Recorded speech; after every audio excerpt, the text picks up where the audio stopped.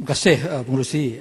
Saya ingin menyentuh beberapa perkara mengenai Kementerian Pembangunan Usahawan dan Koperasi yang di peringkat di awal laporan ini disebut tentang projection nilai ekspor PKS yang dirangka oleh kementerian ini berkurang ya kepada 169 juta pada tahun 2021 ini berbanding 190 juta tahun ini dan 176 juta tahun lepas.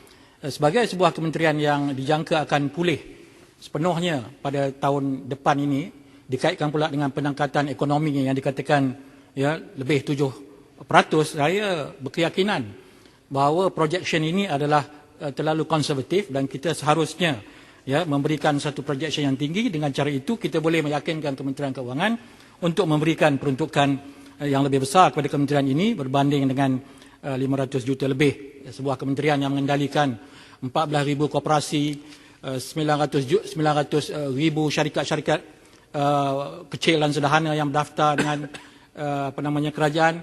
Jadi saya rasa jumlah ini sudah masuk tahun ketiga ya ataupun tahun ketiga masih pada peringkat yang rendah. Dan kita lihat juga penurunan belanja mengurus bagi keseluruhan kementerian, terutamanya yang nampak obvious dengan izin ialah InScan ya. Walaupun di peringkat P26 pembangunan ditambah 4.5 juta, kita tidak tahu perincian programnya, tetapi penurunan ya lebih 50% belanja mengurus bagi InScan memberikan satu bayangan bahawa kementerian tidak memberikan tumpuan kepada latihan kepada usahawan kita, sama ada yang baru nak mula ataupun yang ingin meningkatkan taraf mereka. Jadi saya inginkan penjelasan daripada kementerian. Begitu juga Suruhanjaya Koperasi ya, kita baru nak pindah akta koperasi untuk memberikan koperasi lebih ruang ya sebagai usahawan, tetapi bagi kita terdapat 13% reduction kepada belanja mengurus SKM ini. Jadi bagaimana kita nak mengharapkan Suruhanjaya ini bertindak dengan lebih agresif kalau peruntukan mengurus mereka dikurangkan. Begitu juga dalam perkara kepala 040300 pembangunan kapasiti kontraktor yang juga turun lebih kurang 1/3 ataupun 33%. Ini juga suatu perkara yang harus diambil berat kerana kontraktor kita pada ketika ini adalah antara kumpulan yang sangat terkesan dengan masalah ekonomi. Jadi seharusnya ya peruntukan bagi menguruskan kontraktor ini dapat dikekalkan ataupun dinaikkan.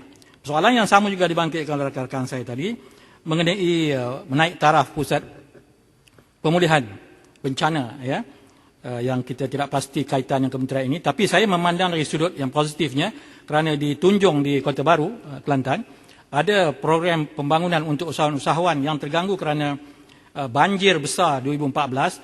Mereka telah sepakat untuk procure atau mendapatkan bangunan-bangunan di salah satu projek usahawan kecil di Tunjung, tetapi oleh kerana mereka ini usahawan kecil yang tidak ada kemudahan ya pinjaman dan sebagainya, mereka datang kepada kementerian pada satu ketika untuk memohon supaya mereka diberikan pertimbangan bantuan untuk mendapatkan tempat-tempat berniaga di Tunjung tersebut. Saya harap kementerian akan melihat ini semula dan memberikan satu sokongan ya kepada mereka. Bagi P26 P pembangunan, sekali lagi saya lihat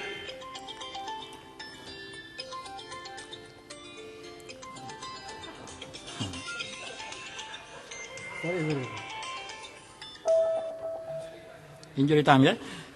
Saya lihat perolehan komputer untuk kementerian ditambah lagi. Saya semasa berada di sana baru dapat komputer baru ya setahun yang lepas.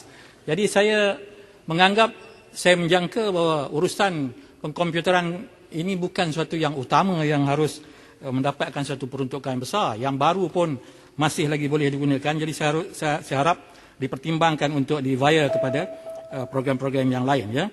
Begitu juga peningkatan untuk program peningkatan pembangunan PKS juga nampaknya turun ya. Yang ini saya khawatir ya, dalam suasana kita nak membangunkan usahawan kita, program ini tidak setimpal atau peruntukan ini tidak setimpal dengan hasrat kita ya. Yang lebih nyata juga ialah program pembangunan pengeksport Bumi Putra, ya, yang turun banyak, ya. Jadi saya tak tahulah sama ada kita serius atau tidak untuk membantu PKS kita ini, ya, mengeksportkan barangan mereka. Dalam konteks ini saya nak bertanya sama ada kementerian akan terus melaksanakan program membantu usahawan kita pergi ke Olimpik Tokyo yang ditunda kepada tahun depan, ya, yang telah kita rancangkan begitu lumat pada masa sebelum ini, sama ada mereka akan diteruskan. Dan akhirnya Ketua minta penjelasan tentang program pemulihan usahawan dan koperasi COVID-19 ni, apa sebenarnya aktiviti yang sedang dirangka. Terima kasih, Pengerusi. Terima kasih Yang Berhormat.